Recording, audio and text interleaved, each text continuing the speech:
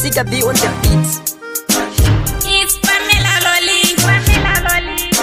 Smiley the producer. Siga B. Sunrise Studio. RSK Production. DJ Siga B. Bagura masunyanya.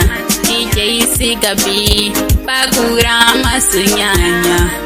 Ngoma acho ai waitapitapi.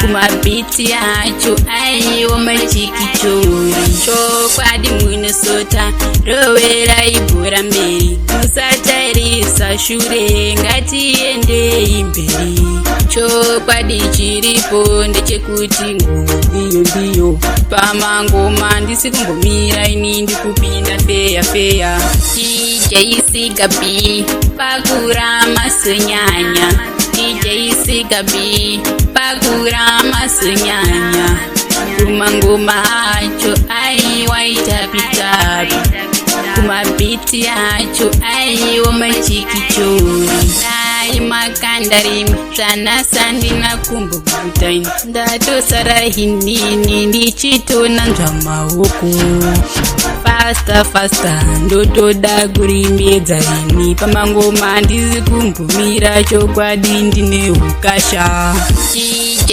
Siga B Bagura masunyanya DJ Siga B Bagura masunyanya ngoma acho ai waitapitapi kuma biti yacho aiwo machikichori chokwadi Minnesota rovera ibhora mberi musatarisa shure ngatiendei mberi chokwadi chiripo ndechekuti ngoma ndiyo pamangoma ndisi kumbomira ini ndikupinda feya DJ Siga B Bagura masunyanya DJ Siga B Bagura masunyanya ngoma acho ai waitapitapi kuma biti yacho aiwo machikichori DJ Siga